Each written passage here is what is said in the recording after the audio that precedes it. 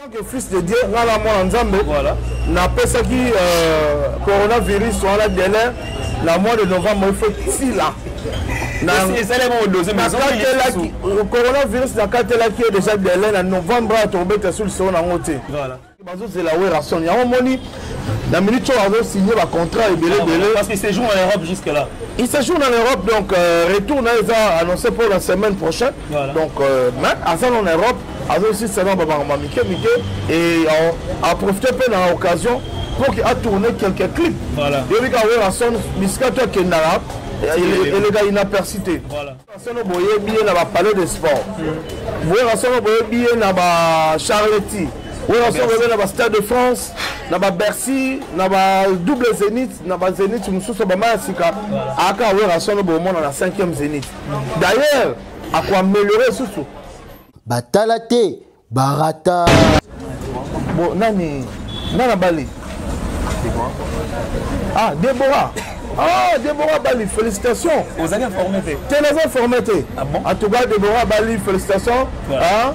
La Déborah Bouanga, Nengo Bali, vraiment, na molpe de la forêt, de la forêt. Awa, na Bouanga officiel. Et puis il y a Déborah Bouanga, moi c'est qui toque, Pembe, Taye Vanda, Ako Pesa Mtango, na Maye le Belé, Ofani, Oyoki Mwasi, Bote, Nemutu, et Fanda, Mayele, Ako Panda Mtango, Ako Salake, et maîtriser culture, politique, paix, on se divertir, qui toque. Batalate, Barata. Après la douleur, la vie reprend sa place. Vous comprenez très bien, je suis de retour, le Neymar de la presse. Après quelques jours, il y a fièvre. Aujourd'hui, donc, je suis de retour. On a Bouanga officiel, télévision, toujours dans le cadre de vous informer parce que c'est notre métier. Et l'Enguifo, on a vu nos chouchous. Steve Kachala, l'héros dans l'ombre, Déborah Bouanga, merci et surtout félicitations à toi. Désormais, Madame Bouanga. Madame Bouanga, Papi Tcheli. Bon séjour à Kin, merci Nabino sur la fin où vous avez l'occasion, vous aurez matin Roland Nabiso, surtout que partager l'émission Nabiso. Puisque tout ça toujours on a pour vous informer parce que c'est notre devoir. Aujourd'hui dans ce plateau, j'aurai l'occasion, il y a Oyamba, une fois encore depuis Piroger, donc mon papa que j'aime beaucoup, voilà. Vous savez très bien sur Twembi, Piroger aura beaucoup plus pour parler de maison mère. Oui, aujourd'hui nous allons parler spécial Zénith de Paris, Werason de retour, Werason is back. Le King is back, donc Tabeta Zénith Sagindoki, Tabeta double Zénith, des retours dans le Zénith, les dates déjà Pessami. Et l'autre, on met la Maramto, le Belangoto et Bandeni Mamango Rosala. Mais avant ça, je vous salue tout le monde, les abonnés de Bouanga officiel télévision dans le monde, nos partenaires Bijou Beleza, Mimindoume, Papi Tcheli, bon séjour à King, la piscine sur Bambote, voilà.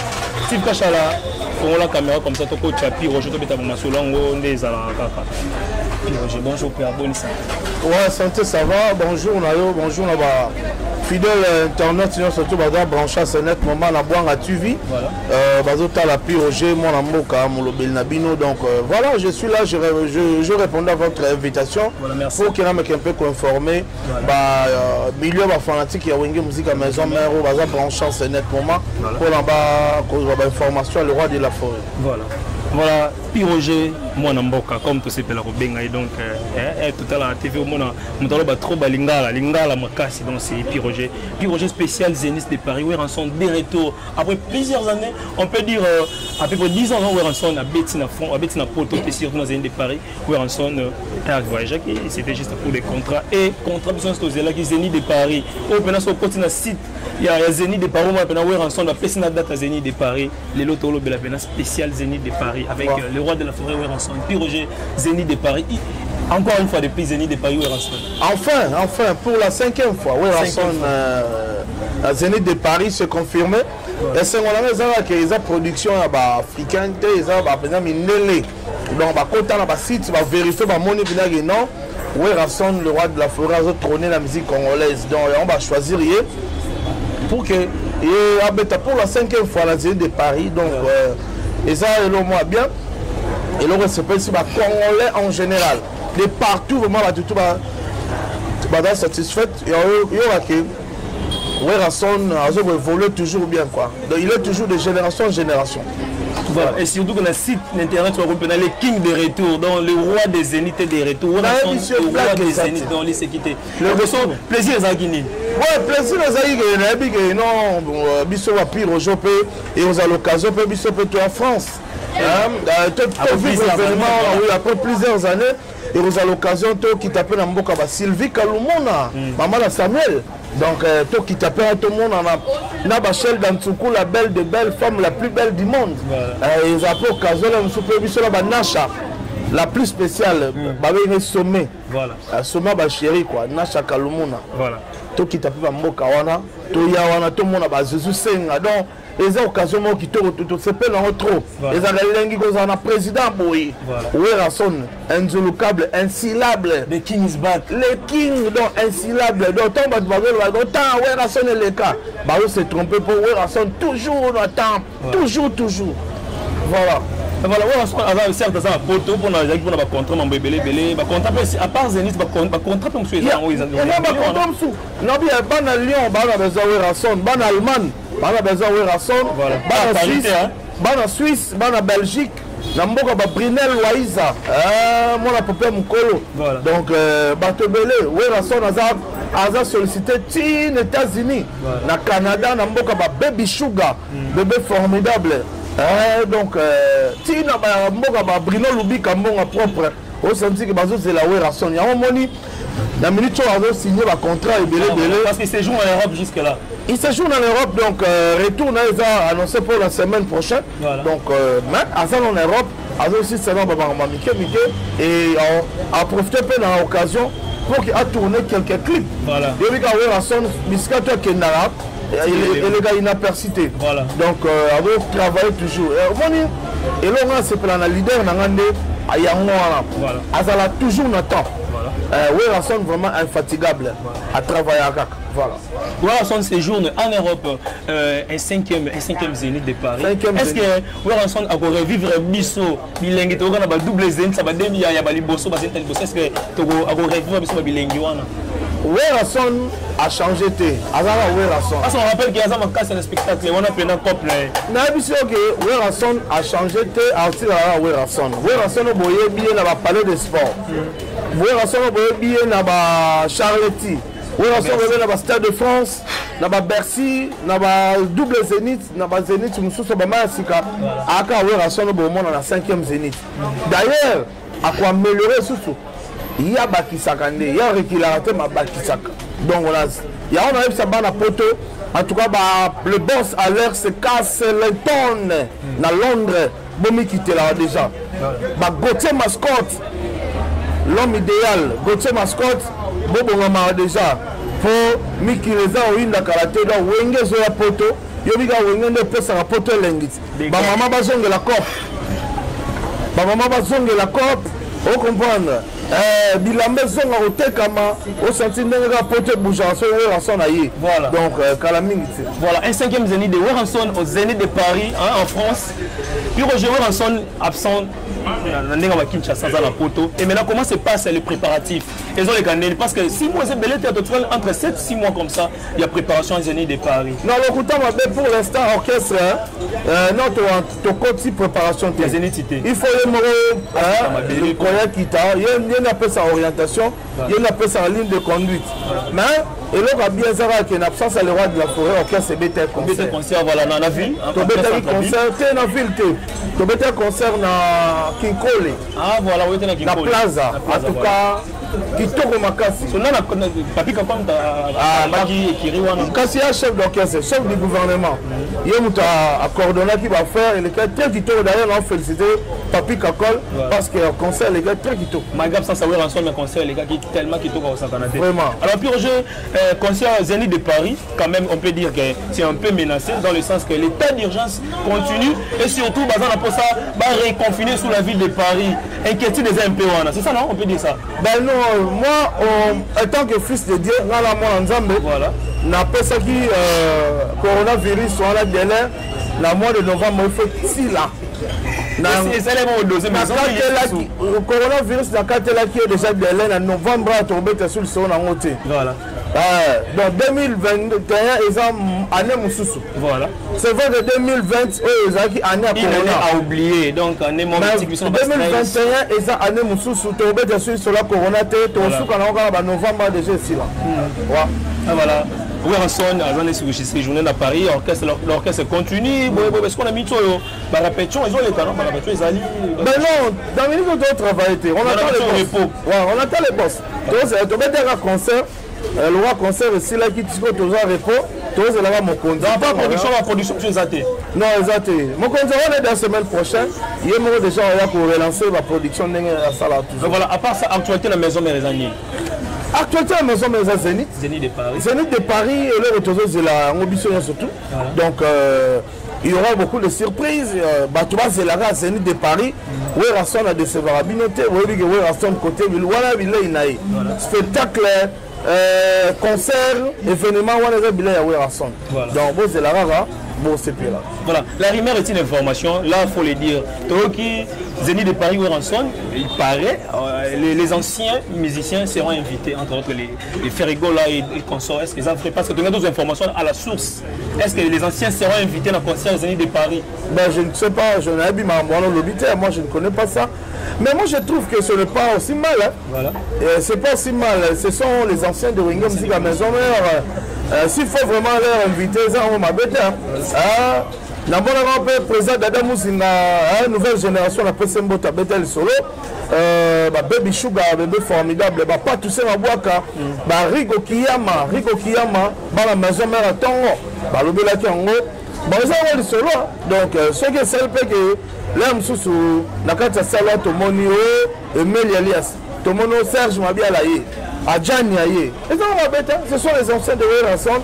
Donc, bazar à Ranson à Moutema, malgré Basala, Bachemen à Bahome, la Moutema à Ranson. Est-ce qu'on peut dire que c'est le temps de la réunification du clan Wenge? Parce que les mythes Babi Wenge Bolingo, Wapi. Ben non, déjà, Bolingo,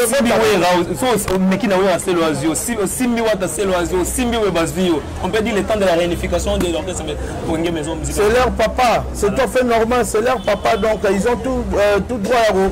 Il y a que ça, la bonne chose, Monique, Moutoumoua, déraper pour la combat père na bango.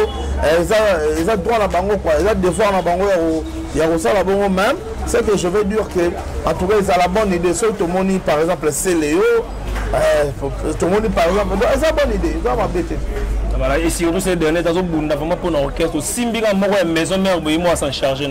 C'est comme ça la famille. Donc la famille musique, la famille Wenge musique à maison mère de Igwe de la Forêt est vraiment grande. Donc la famille pénale soudée. Et voilà, tout le monde se doit shooter parce qu'aujourd'hui tu as le Belaka spécial Zénith de Paris de Ranson. Alors un mot de la fin. Le mot de la fin, c'est que tu vas s'abonner massivement.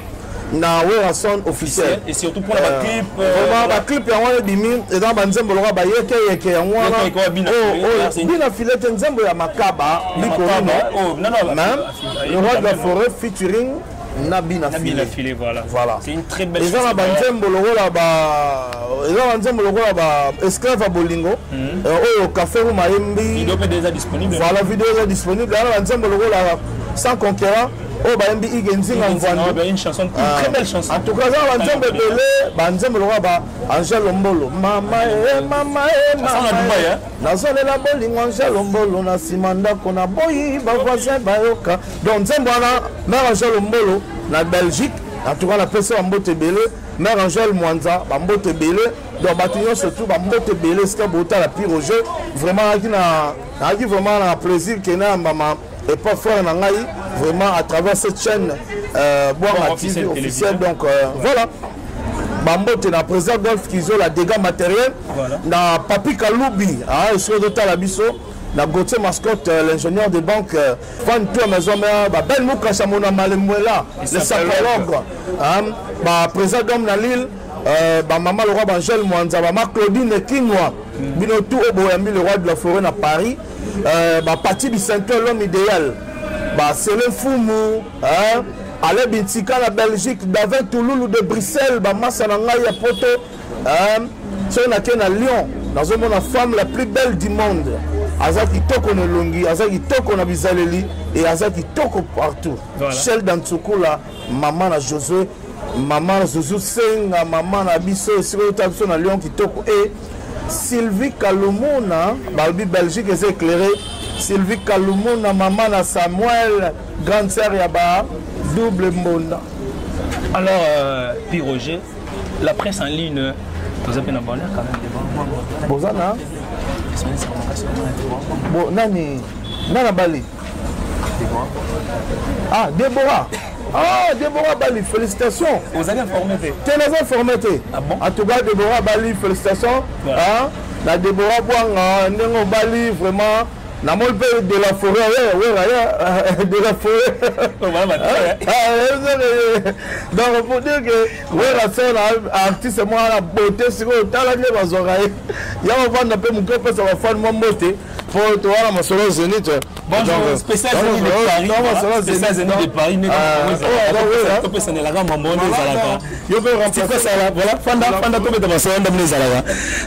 Bonjour. Ouais, bonjour papa. Sosia Weranson vraiment. Tu ngamna na société na pena petit ya Weranson. Tene non plus moi très allié 20 ans na ko mona yo. Ba nga Jitor mec makanda ngiama le petit Weranson. Ah le petit Weranson. Je fais ça. Spécial Zénith de Paris. Papa na Weranson. Séjour à Paris. On a préparé toujours à Zénith des Alaka. Un mot par rapport. 5e Zénith déjà. Ouais, bah le wana grand prêtre, va bien le formateur en tout cas. Azoki ne va fungula masolo te. Bazo beta ipa masolo ko fungula masolo mais on va déconfiner, va réouverture à ma concert les acquis na confinement. Voilà. Non mandou les qui malades. Mais grand prêtre na les voix de la forêt que fungula masolo. Mais sans oublier Jitor Motomo aime le petit Wera Rosana Zénith. Et tu feras partie de la délégation de Poto. Non, j'ai déjà validé qui moi. Ah bon? On fait déjà validé qui. Voilà. Donc c'est un peu ça quoi. Voilà un mois Weranson au hasard que c'est journée na Poto. Ouais. Weranson. Papa nanga Weranson makanda ngiama. Voilà. Moi na yo Jitor Motomo humble balobi na elio trophée papa na Côte d'Ivoire ba pesinga trophée. Les amis de Weranson Côte d'Ivoire ba pesinga trophée pour na yo. Donc na zape na sur place na mabele na ebi na retour trokuta na yo za les grands formateurs. Voilà. Salabantu, Nicolo to benge Salabantu. Weranson Salabantu. Et donc ya sala nika rabatu. Voilà. Donc c'est un peu ça. Franchement, c'est un plaisir au côté de l'émission la biso ça vous avez programmé mon côté quand même merci vraiment. Franchement to yambo to solo so belé mambo. Ah voilà. C'était vraiment un plaisir la famille Wenge Musique Maison Mère de Igo de la Forêt. Voilà, Steve Kachala, merci Naboulou Sali, merci à Déborah Bonga, merci à Papi Tcheli, bon séjour à Papi Tcheli. Je te salue, confrère, Ange Terminator, le président Barési, je te salue, je vous salue tous, ma fanatique, merci à Weranson et surtout d'abonner à Bon Officiel Télévision. Je te salue, Romeo Basket, mon pote, Romeo Basket. Oscar Marie, tous les millionnaires à Kilo, je vous salue tous. Retrouvez-moi prochainement sur Bon Officiel Télévision. Ciao.